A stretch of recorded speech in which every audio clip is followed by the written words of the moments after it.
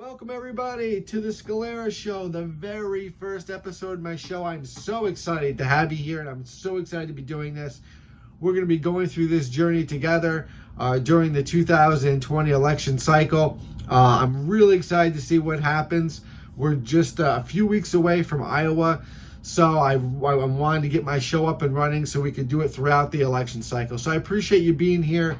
And what better way to what better thing to talk about than the Midwest, right? I mean, basically, you can talk about this or talk about that, but really, come November, it's still going to be about the Midwest. But before we get into that, I want to talk about Sleepy Joe Biden. Now, this my first episode is not going to be about, most of it's not going to be about Joe Biden because, to be quite honest with you, I don't think Joe Biden's going to win. And a lot of people are starting to realize that, or have already realized that. He's basically Hillary Clinton 2.0, and he is.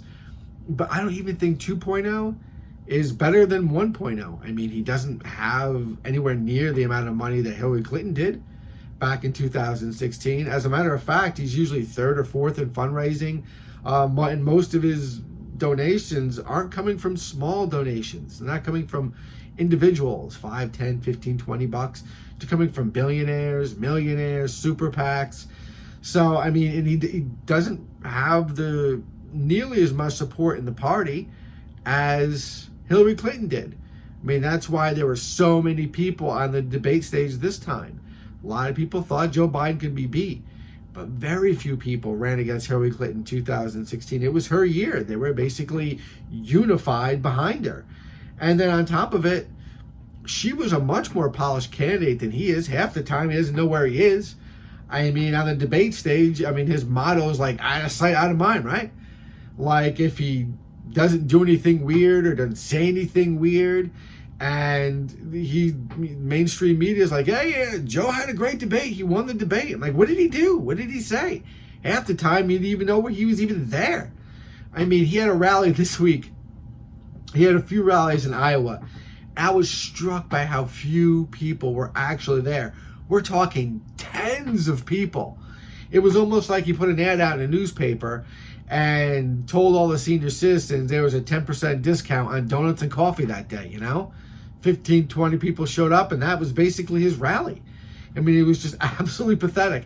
I mean, Charles Manson had more people at his funeral than Joe Biden had at his rally this week. It's just crazy.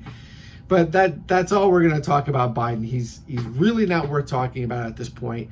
The race that I think everybody wants to see, Republicans, Democrats, the most exciting race is Bernie versus Trump. And Trump knows it.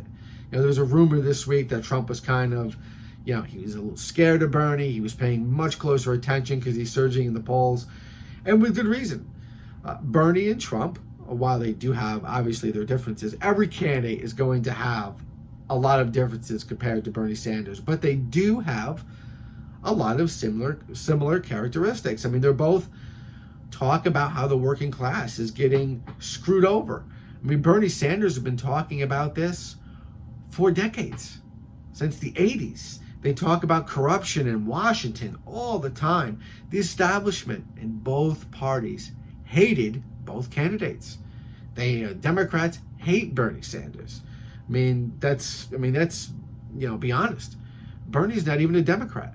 Bernie is an independent socialist. He's basically just became a Democrat in 2016 so he could run because he knows he can't win as an independent.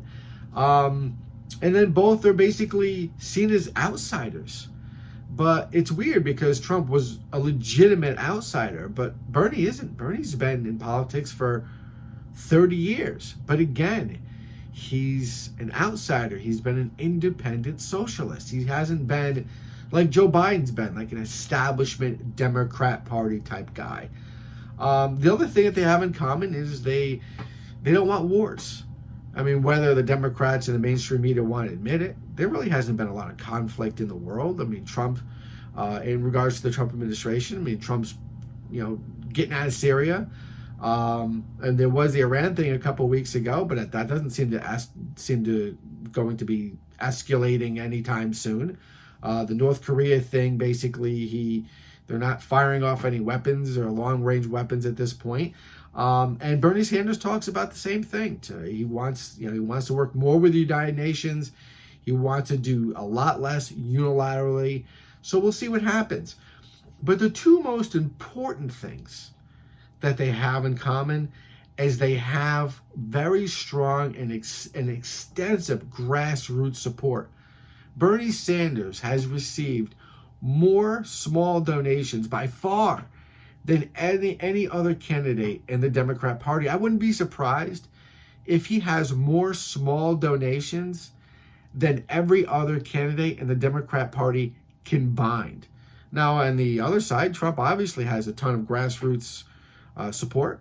His base is solidified, and they basically, he already won a presidential election, came out of nowhere and won. So obviously he has a ton of grassroots. He has a ton of grassroots support. Finally, the last thing that they have in common is that they both perform really well in the Midwest. In regards to Michigan, on the Real Clear Politics average, in the 2016 election, Trump outperformed the polls in Michigan by 4 points. Now you might be thinking 4 points, what's that? 4 points was the difference, big difference between winning and losing. Bernie Sanders as well outperformed in the 2016 primary against Clinton. He outperformed the average by 23 points. Now, when we go to Wisconsin, Trump also outperformed the polls. He outperformed the polls in Wisconsin by 7 points. Bernie Sanders outperformed the polls by 11 points. And in Minnesota also, while Trump may not have won, he still greatly outperformed the polls. And so did Bernie Sanders against Clinton in the primary. Grassroots enthusiasm leads to overperformance in the polls. Trump proved that, and so did Bernie Sanders. Now, I know a lot of Democrats were thinking to themselves after Hillary Clinton lost in 2016, man, what would happen if Bernie Sanders was in the race? Could he have won?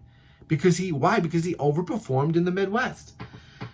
How many of those Democrats who voted for Bernie in the 2016 primary turned around and voted for Trump in the general election against Hillary Clinton? That's what I want to know. And that's what I want to see, because that is the most interesting election that we could have come November. So tell me what you think. Leave a comment. Like the video, subscribe. I've got a lot of content coming out. I appreciate you all watching. Have a good one, everybody.